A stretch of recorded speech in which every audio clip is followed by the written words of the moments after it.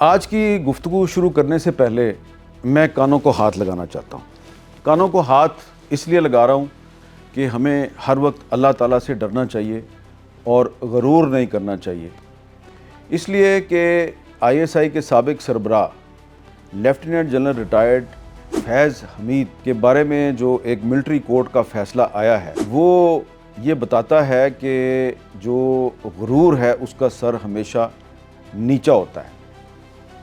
یہ بات میں اس لیے کر رہا ہوں کہ جب جنرل فیض حمید کے پاس طاقت تھی، اختیار تھا، تو ایسا لگتا تھا کہ وہ پاکستان کے سب سے زیادہ پاورفل آدمی ہیں اور ان کے سامنے کسی انسان کی کوئی حیثیت نہیں۔ وہ لوگوں پہ جھوٹے مقدمے بنواتے تھے، جھوٹے الزامات لگواتے تھے، سوشل میڈیا پہ سیاستدانوں کی، صحافیوں کی، ججوں کی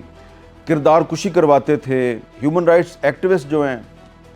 ان کی کردار کشی کرواتے تھے، کوئی ان کو پوچھنے والا نہیں تھا۔ اور ایسا لگتا تھا کہ فرعون جو ہے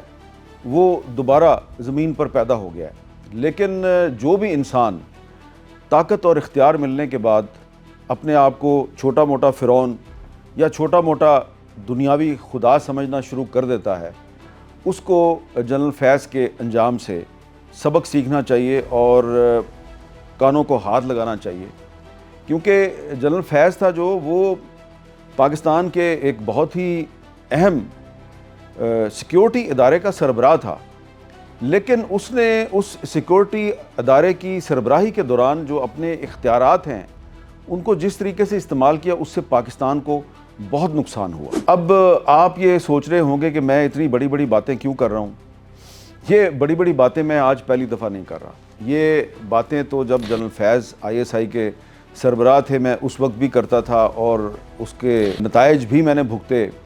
اور کچھ عرصہ پہلے میری یہ کتاب شائع ہوئی ہے، اس کتاب کا نام ہے روداد ستم، اور اس کتاب میں وہ سب کچھ میں نے بیان کر دیا،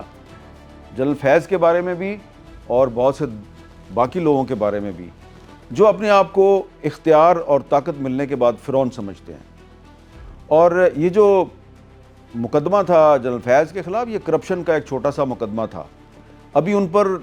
اور بھی الزامات ہیں اور بھی مقدمات چلنے ہیں اور ان کا فیصلہ پتہ نہیں کب آئے گا۔ لیکن میں نے اپنی کتاب میں جنرل فیض کے خلاف جتنے بھی الزامات ہیں ٹھوس شہادتوں کے ساتھ، ثبوتوں کے ساتھ، وہ اس کتاب میں بیان کر دیے ہوئے ہیں۔